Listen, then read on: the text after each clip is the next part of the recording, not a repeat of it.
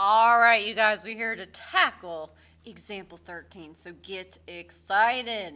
Get excited. All right, so example 13, again, we're still talking about segment and angle proofs, which this one pertains to a segment. So it says, given that B is the midpoint of AC equals 32 and AB equals 2x minus 4. And we're trying to prove that x equals 10. Now, if you ever do not have a picture, it is always very helpful to draw a picture because then you kind of know what you're talking about and you can visualize it a little bit better. So I'm going to draw a segment AC, and I know that B is the midpoint, so I'm going to put it in the middle, or as close as I can to the middle. I'm actually going to do these in purple. Why not, right? Okay, and then I'm going to label my picture. So I got A to the B to the C. All right, and I know that B is the midpoint of AC. I also know that A to the C is 32, so A to the C is 32. And I also know that AB is 2x minus 4. All right, you guys, well, let's get going. Now that we have our picture, we are ready to go. All right, so what do I always write first? The given, yay. So I'm going to write the given first. So B is the midpoint of segment A to the C.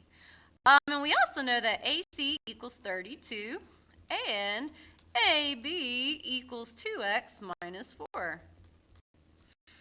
All right, and the reason for that, well, it was given to me. So this would be the given. Nice job, you guys.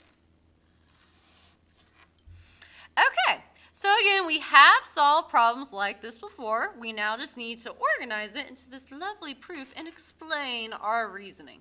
Okay, so again, it's always helpful if you're given something that has a key phrase in it, it's always nice to either, define what that word means, or if there's a theorem, to explain the theorem. So do you see any words in the given that might help me with the proof? Anything jumping out at you?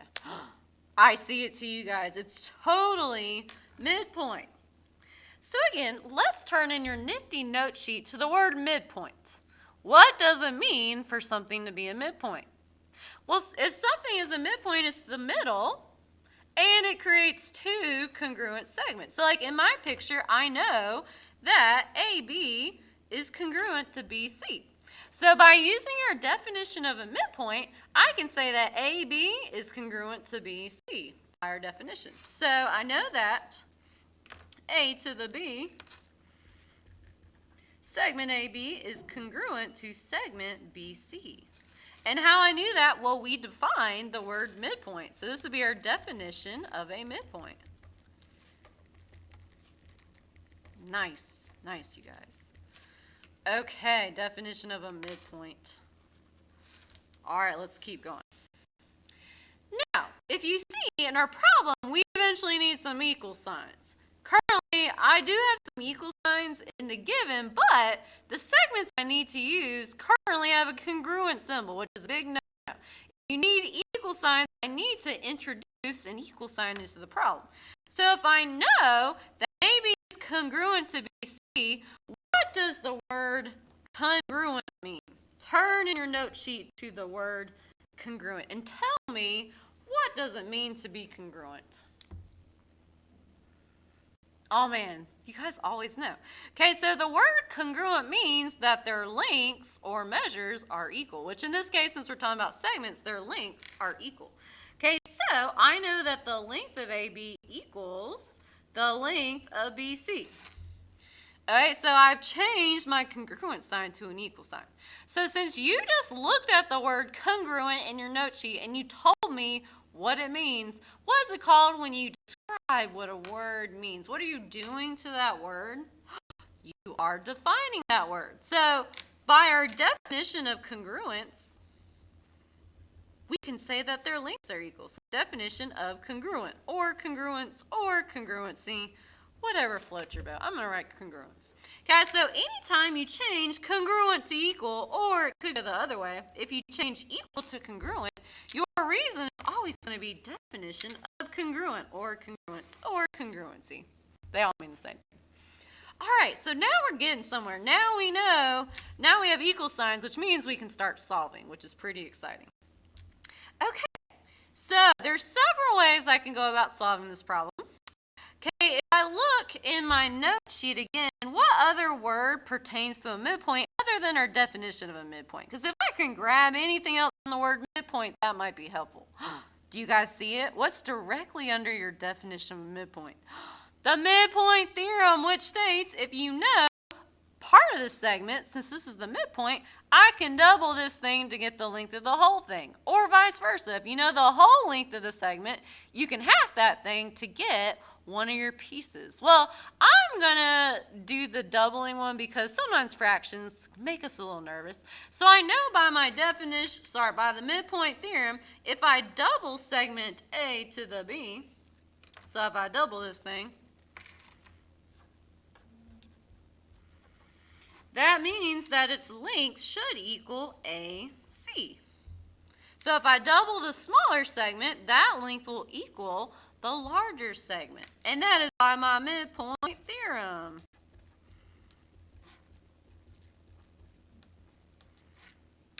Nice, nice. Okay, so now I have ABs and ACs. Well, guess what? I also have ABs and ACs in the given that have X's in it, which might help me when I'm solving. Okay, so now that I have this equation set up, I can replace AB and AC with what they equal. What does AB equal? Well, AB equals 2x minus 4. All right, and then AC equals 32. So I've replaced AB and AC with what they equal. What is it called when you replace things with what they equal? Holy hot dog, it is the substitution property. Way to go. All right, and then from here, guess what, you guys? It turns into an algebraic proof, which I'm going to pause the video real quickly just because I think that the bell's going to ring, and yeah.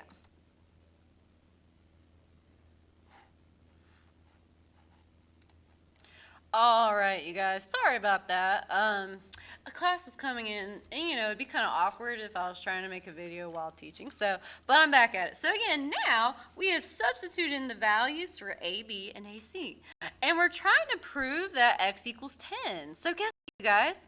Now we simply just need to solve this thing for x, and then we're done. So currently I have this 2 sitting on the outside of a parenthesis. What do you do with the 2 on the outside of a parenthesis, or any number for that matter on the outside?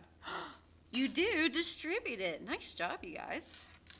Oh, I need to draw my little line in. Jesus long. So 2 times 2x is 4x. 2 times negative 4 is negative 8. And that should all equal 32. And since I distributed the 2 to each term, what property do you think I just used? Holy hot dog. It is the distributed property. Distributed property. All right, you guys, we just need to solve this thing for x, and then we'll be done. So currently, I need to get x on one side by itself, so I need to move negative 8 to the other side. Okay, the way that you move negative 8 to the other side is by adding that thing on both sides, which negative 8 plus 8 cancels in terms of 0. 32 plus 8 is 40. So I have 4x equals 40. And since I added on both sides of my equation, I would be using the addition property. Okay, you guys are really close to solving for x. I just got to do something about this 4, which currently the 4 is multiplying to the x. So the way that we move multiplication to the other side is by dividing that thing on both sides. So 4 divided by 4 will cancel and turn to 1. So I'm left with 1x, or x equals 40 divided by 4, which is 10. Do we end up with what we're trying to prove? Yeah, we were. I'm so excited. Yay! Party, party, party. All right, so since we divided on both sides by 4, what property do you think we're using? You guys are amazing. It is the division property of equality, or just division property.